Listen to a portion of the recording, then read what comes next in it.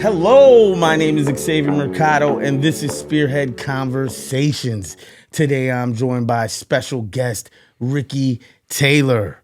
Ricky Taylor is a content creator here in the city of Milwaukee.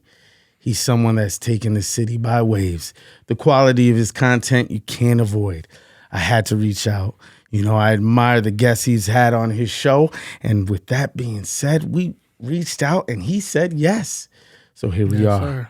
Here we are, man. What's going on? Without further ado, how you doing, Ricky? Man, I'm doing pretty good, man. How you doing, dog? I'm doing good, man. Just keeping busy, you know, just like you. Yeah. I be seeing your content all over Instagram, you know. Man, I appreciate it, man. Thank you for allowing me to come on the show, bro. Hey, man, I'm all about unity. I'm all about the city.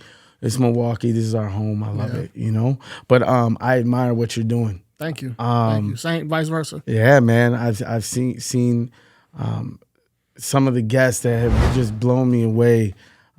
You had LL Cool J on there, you know what I mean? Like a few times, man. Sir. The freestyles, you know, and just several others that have just blown me away with the stories, you know, the questions, the way you format your podcast. Thank you. So I'm here to say I'm a fan. Thank you, man. Vice versa. I like how you do your things too. Like, you know, I was just watching like, damn, man, this stuff is really like good quality. Yeah. I like how you set it up. And I'm like, that's what I'm talking about. I like that type of setup and how you deliver your quality and stuff and your questions as well. Yeah, I appreciate it, man. Well, we here, man. We're here. Let's jump into it. Let's do it. So where were you born? I was born here in Milwaukee, Wisconsin. Grew up here my whole life. Grew up on the north side. Yeah. You know, and just like mainly the north side, but I've been around. Got you. I was born in the Bronx. I moved here when I was 6 months. Wow, that's dope. Yeah, and I've been here ever since, but I jumped back and forth. I still got family in the Bronx. That's crazy that you said that because as a kid, I used to lie. Like, I used to lie, but I cleared it up. I used to always be like, I'm from the Bronx. Yeah. You know what I'm saying? Because I love New York so much. So yeah. Excuse me. Well, go visit. It's a great city to visit. Most definitely got to visit. But how was your childhood? My childhood was pretty good, man. I can't complain, bro. Like, grew up with both parents in the household. You know, a lot of my friends didn't have that growing up. It was good that I had to have that, got to have that opportunity. I grew up with my cousins, and I had a couple friends. Grew up pretty good, man. I have no horror stories and nothing like that. Just pretty good. Just a good kid. Just stayed to himself. You know, family oriented. Yeah. Went to school, kept my head down and stuff like that. So yeah. Nice. What hobbies were you into? Basketball, bro. Basketball. My first love, bro. Like, man, I swear I thought I was going to the NBA, bro. You know what I'm saying? I was a big fan of Milwaukee Bucks. You know, Glenn Robinson was my favorite player at the time. So, you know, I love playing basketball, video games, and stuff like that. But, yeah, basketball for sure. Well, you know, basketball was my thing. I don't know. What year were you born? I was born in 91. Okay, so you were right there with me. Yeah. You know, Iverson, when he came out with the shoes, everyone put on the bands on their arm. You had Kobe, Iverson, you had Tracy McGrady. Oh, man, it was... We had a good era. Had it. We did. Great era, bro. I missed that. And we caught the beginning of LeBron. Yeah. And to believe he's playing with his son. That's dope, bro. It's a full circle moment. That's so dope. Well, you know, with that, you said you're into music. Yeah. What were some musical influences growing up? Oh, man. You know, I grew up, like my uncles, them, like they used to listen to like a lot of West Coast and down South music. Yeah. So I caught a lot of E40, MC Bree, Scarface and stuff like that. But then when I started getting into on my own, I was a big fan of Cash Money, Hot Boys, Master P. Then I dived off into like Nas, Tupac, Biggie, and Wu-Tang. I like everything, bro. Like Tribe Called Quest, bro. I'm a hip hop baby, bro. Yeah. So you know what I'm saying? Well, you naming off the heavyweights, man. I like everybody, bro. Like I just take a lot of things from different artists. That's why I think like hip hop or just music or being a creator, period, is good how you can see different creations in different artists. At what age do you feel it took a hold on you where it was like that monumental moment? You know, I want to say like probably 11 for sure. Yeah. I feel like I had it in me earlier, but you know, I always thought to myself like I was different when it came to the kids in my neighborhood listening to just one track, like one type of music. I listened to everything that sounded good. Like my dad used to listen to jazz oldies. I used to like that, but at the time I didn't know what it was. Yeah. So, but I think 11 for sure. That's when I started like wanting to get into doing music. I'm like, let me try to do music and just, because I like music and I like all these instruments and I like these rappers and like how they put all this stuff together. So let me try it. Yeah. So that's when it took a toll on me. Do you remember the first song that you wrote? Yep, it was a song called "I Got It Made." Okay, got you. I got it made with a house on the hill. I got it made. It was weak, but it was my first song I ever wrote. It was there, man. Yeah. What was the type of feelings you had when you were writing that? Just flashy. Like I was like, that era was that flashy era. Yeah. And I had like around that time writing that, I was a big fan. Like I said, Cash Money High Boys, Mike Jones, and Paul Wall and them. Mm-hmm. So I was just trying to imitate what they was talking about. You know what I'm saying? Like. I got it made and just rapping about things that I wanted, or at least that I thought I wanted at that moment. But yeah. Man. Well, with every person that comes out in the music scene, they have an alias. Yeah. What was yours? Did you go through several, or I went through several, bro. It was always Ricky Rich. Okay. To start it off, and then it went from Ricky Rich to like Ricky Rich Picasso. Then it went to just Casso the Great. Then it went to Rick Taylor. Then went back to Ricky Rich Picasso. Also, I'm So Ricky. That was one of my Twitter names. Let me put that together. I went through a lot, but then I'm like, you know what? I grew out of the Ricky Rich Picasso, even though I had a lot of content under that. And they was like, bro, you got to go back to Ricky Rich Picasso. But I'm like, nah, I just wanted to go under my name. Rick Taylor, so Ricky Taylor. So nice. Yeah. I went from Lil X to Virtue to Hybrid. Okay. You have some names though, like, you know what I'm saying? When you mix up country, rap, the whole 9 yards, I'm like all over the board with music. I'm kind of like you know what I mean? It's just the appreciation. Yeah. What was your first performance like? My first performance, it was I think it was a show called TM2 or something like that. It was like back in 2007. Yeah. And it was a group. I was in a group at the time called MHG, and it was stood for Milwaukee Hoodie Gang. But then, that's the name of that group at the time. But as time go past, we called ourselves Fly Division. But it was with my bros. We did a show together for like a showcase competition. Yeah. Yeah, we lost, but it was a good experience being on stage with my bros. Yeah, man. You got people supporting, you know what I mean? You all there supporting each other, elevating each other. And definitely, I've for my shows, it's like, in that moment right before, you're nervous. Yeah. You're getting it, but then you get on that stage and that, it comes together. Yeah. Any pre-performance rituals you have? I really didn't. Like, you know what I'm saying? At that time, I didn't, because I wasn't a drinker, I wasn't a smoker. I was just like, had butterflies. It's just like, I know I'm not, I just want to get out here and kill it. And that sometimes, like, once I get on this stage and I start rapping, it's going to go away. But I did try something like my last rodeo around, like my last performance I ever did. I tried to drink and smoke and it didn't go so well because I didn't even rehearse on top of doing that. So I just thought it was gonna give me that courage, and, but it kind of messed it up. Man, I'll tell you, in anything I've ever done, I don't drink anymore. Edible isn't bad every once in a while. Yeah, but never ever before. I just can't. Me, I'm you'll know. Yeah, them edibles. You would have known. That was crazy. Oh man. Well, you also write. You write scripts. Yeah. There's been quite a few projects you've been on. But before we get into that, how did you come about doing that? I always kind of been like a creator, and it'd be weird because I noticed certain things like from when I was younger. Like I used to like creating players and stuff on games and creating storylines. Yeah. And I just it went from there to in middle school I had a video production class and messing with the cameras and stuff.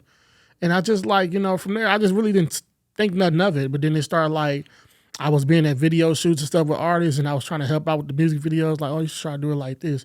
Because I'm a big fan of cinematic videos and storylines and acting. Yeah. And people music videos. So that's where it came from, watching all those old music videos we used to have back in the 2000s and all that, trying to bring it to life. And I was just pretty much helping artists out, like, you should do this, add this. And then it just went from there, like, I know Ray at the time said he wanted to write a movie or wanted to do a movie. And I'm like, okay, I can whip up something. Yeah. Shout out to Ray Shot It. We're going to do this for him. Well, since we on the topic, what projects have you been a part of? Slab City. It was a movie turned to a series. That was fire. Did that in the Muffin Man. Muffin Man, dude. Yeah. And I came about this when we actually did the interview with Ray. You know what I mean? I started looking him up. But man, the minute you told me you were a part of that, I'm just like, dude, that's so dope. You know what I mean? It goes to show how the city's coming together, the collaborations. Mm-hmm. What were type of barriers you faced beginning out? Man, I'm gonna start with Slab City. Like, it was just like getting people together and on a schedule and stuff like that. And like, that was my first rodeo. Like, I wrote the story, but I didn't have it scripted out like word for word. Yeah. So it was kind of hard getting people to like remember certain lines and stuff, and getting people there on time. And like it took us like 2 years to shoot that. Man. Yeah, but versus the Muffin Man, which took like a week, and it was a short film. The same layout. I didn't really have it written, but like scripted, but I had it written out already, scene by scene. That was a little bit easier getting people together because a lot of those people who's in that short film is like my family. Yeah. Like literally my family, and then some close friends and stuff like that. So this community all the way around. Yeah. Walk me through your creative process. How do you like get into those moments where you write? Well, my process is a little different. Like, I try to I think of a story, and then I like write it out scene by scene versus writing a dialogue. Because I'm in the process now of writing scripts. Right now, I'm in the process of writing a couple scripts. So I still take that old method. Like, I'm in my phone, my notes. I'm writing this scene, this happened next. I'm trying to get all my scenes out the way in a movie format, and then come back and do the dialogue. So I won't be getting writer's block and trying to find out where I'm stopping. I don't know why I do it like that. I just do it like that. Yeah. It works for me. So, the chaos and the madness, but when it's all put together. Yeah. What are your favorite type of scripts to write? I like writing drama like scripts and stuff like that, stories. Like I try to take like stories from people who I know or things I've been through and write around that. I just love a good drama series and good drama story. And some people who influence me is like Tyler Perry, John Singleton and stuff like that, Ice Cube and stuff like that. And I just look at how they did it, and I'm like, man, I could do it just how they do it, but put it in my own way. But I try to just write like a lot of stories based on here in the city. Yeah. Who would have thought 50 Cent would have taken it from music to him too? Coming out with some of the coldest shows power. You already know. Yeah. Shout out 50. Who have been mentors or guides throughout this journey for you? I definitely want to say like Philly Flyboy. I even asked Champ some questions before. Swift Sloan. Shout out Swift Sloan. And my brother-in-law, Bobby Deuce, Robert Phillips. Shout out to him. He does his thing with the movies as well. Man, you just dropped a whole bunch of heavyweights. Champ, I traveled out to LA to interview Philly. He was in the very beginning when I was putting it out. Man, and Swift? Yeah, Swift Sloan. He going crazy. Man, I've been trying. He going crazy, bro. I've been trying to get a hold of him, but through time, I always feel everything will line up together. Yeah, and it's just not to cut you. I'm sorry, I just I think like Swift Sloan and Bobby Deuce and a lot of people I was naming they don't really get that credit a lot of times, but they really doing their thing. And it just been good to be on a set. Like, besides when we was doing Slab City, I was behind a set that they actually had scripts. They had all these different like equipment and everything, and I seen how long we was out there, and it just gave me the appreciation for it. And I had to take my hat off to those guys. Yeah, it's not just about the actor, the cameraman. It's about those gaffers, those lightmans, those sound engineers, and those stand-ins, and the background. Everybody. You know what I'm saying? So, what type of writing style do you feel you have? I don't know. I just want to kind of say like like I just try to write about what's real. Yeah. You know what I'm saying? Like just real stories that's like there's not stories is not being told. And stories is going on here. And it's like it might be a lot of trauma related, but some of this stuff gotta get told that people don't tell. You know what I'm saying? Or they try to like cover it and wash it up. Yeah. Well, you've done an amazing job on those two projects alone, Muffin Man, Slab City. Anyone, I will straight look into this camera and say, go check out these projects. Professionally done. Quality is, oh my God. If there's one thing I focus on, is quality. Me too, man. And talking about quality, you also do a podcast. Yeah. The Rap Draft. Yeah. Talk about quality again. How did that spark? Obviously, music is a love and passion of yours, but how did you jump into that? So I'm gonna just I'm gonna just take it back. How I even got into interviews. Like I bought Ray shot an old camera because he was like, you should invest in the camera since you be around this stuff anyway and you had the eye for it. But he was thinking I'd get more into the music videos. And that was the plan. But I was like, you know what? My plan is going to be to do interviews and then do the music videos just to get my name up out here. But the interviews just like, they caught me and I'm like, I want to do this. I just been doing this ever since. And it kind of fit me because I'm like, since I was a kid, I had asked a lot of questions. Yeah. And so my cousin was like, you in the right field. So and this is like always been interesting to me to see what's going on with these rappers and people who I've been interviewing, like these business owners, mainly rappers though. Yeah. Just trying to get their story and see what's going on with them and ask questions that the people want to know. So I started off doing interviews like 3 years ago. And then what made me want to turn into the podcast, honestly, I just like the way like how the podcast is set up, like the headphones, you can hear yourself talking. I really fell in love with that. And it's just the idea you can set it up how you want to. Yeah. So that's what it was. And then I just started doing that.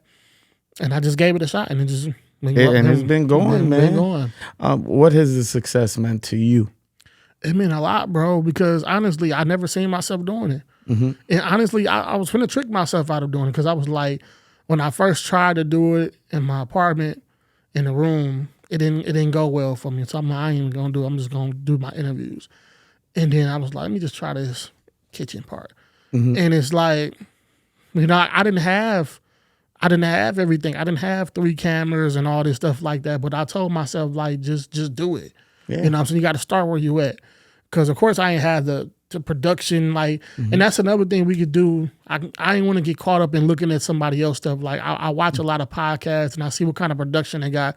They have some of these podcasts is like $1 million productions. Yeah. It's like, it's just me. I'm just starting off. Just do it. Like, and I did it, and I'm thankful for everybody who reached out or people who I reached out to and wanted to do it, and that really meant a lot to me because they could have said no. I feel that, and I could relate to you. And obviously, we do this walk the same path with our podcast. But yeah, man, this podcast wouldn't be anything without you. Yeah. You know, and I'm pretty sure your podcast wouldn't be anything without the people who participated.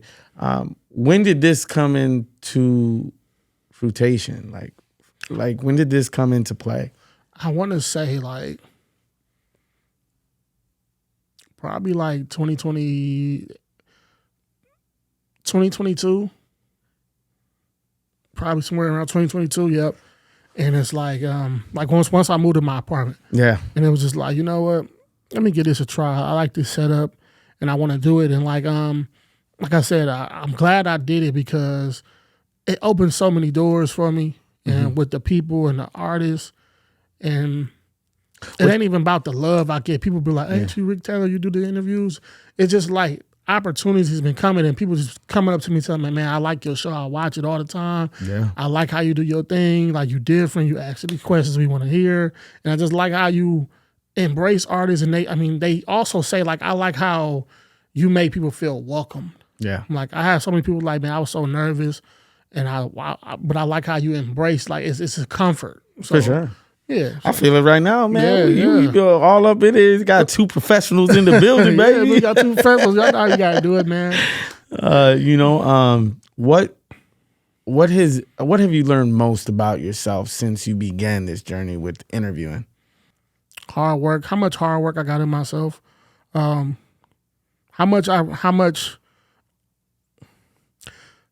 far I can go. Yeah. You know what I'm saying? Like, if I really continue to keep going. Like, you know what I'm saying? I've learned that I'm a good speaker. I learned that I'm a good question asker. I learned that I'm a good people person. Mm-hmm. You know, because like, and I have great energy. Like, because it'd be times you'd be like, I don't know. But people be like, no, you're definitely a good person. You're a genuine person. You make us feel comfortable.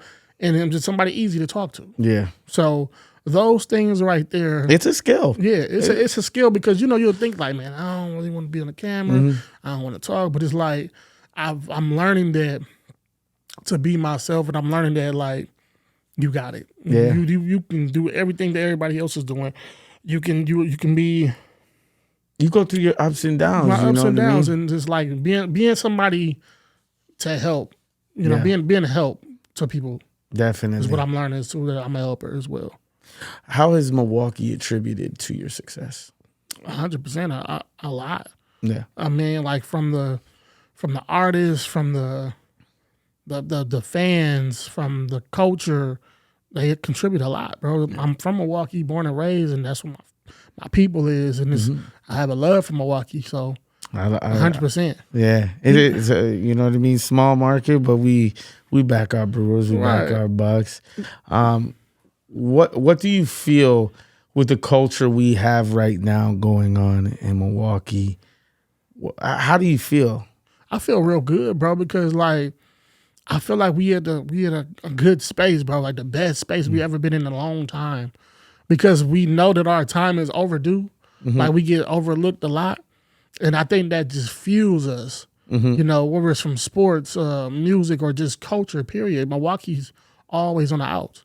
Yeah. So that's why I say every time we get mentioned, whether it's like, oh, somebody mentioned Milwaukee in a song, somebody mentioned us, like, people look at us like, y'all happy about that? Like, yeah, because we don't really get the recognition. Yeah. So I'm just glad that everybody's really looking out for each other and everybody really doing something to try to push the city forward, and everybody trying to live their dreams out. Gotcha. You know, you know, back to your show. How do you select your guests? What are some of the type of factors you look at before asking someone to come on? I would say the numbers sometimes, but it's not always about the numbers. No, it's usually about how has this person touched me. Yep, that's what it's about. Like, it's something about this person that make me interested in this person. Mm-hmm. Like, you can have all the views in the world, but energy, definitely. That's a word. That's a way to put it. Energy. So it's like, I want to see, like, this person energy is gravitating towards me. So I want to see what this person like about. I want to see this person's background and stuff like that. I definitely can, because it's really, you could tell when someone has a passion, and you could tell when someone's on their grind. Right. And that's those are some of the things I look for. Like, when I seen your content, the quality there, I also seen many, many faces that are familiar. And also just, it's like how they say about you. You know what I mean? You got this warm energy that is very welcoming. And the minute you start watching your show, it's kind of, you're drawn in. Mm-hmm. And when I first started watching your rap drafts, you know what I mean? It's also the diversity in the guests that you have. Yeah. And it's to me, it's more so, you know, you're throwing guys in front of mics and they're coming off the top, and they just, you know what I mean? Hip hop is a very embedded into my upbringing, you know what I mean? I told you I was born in the Bronx, so like every vacation that I got, I was in New York. Man, I freestyled in hallways. Mm-hmm. I've got, you know what I mean? I've earned respect from people doing music, but definitely when I see your show, it's undeniable. You know what you're doing. Man, thanks. So I praise you on that. What milestones or highlights stand out for you? When people you wouldn't even expect to watch your stuff, like I have like older people, like, hey, I watch your show, man, I really like it. And I'm like, well, really? Like, yeah, I like how you just you embrace everybody and what you talk about is not ignorance. I like the fact that people are always saying that your show is positive. They say it's always positive. You might ask some questions, but you're gonna ask some controversial questions, but we like how it's positive. And it's just like when like I said, it don't even be the views with me. It just be about knowing people are watching.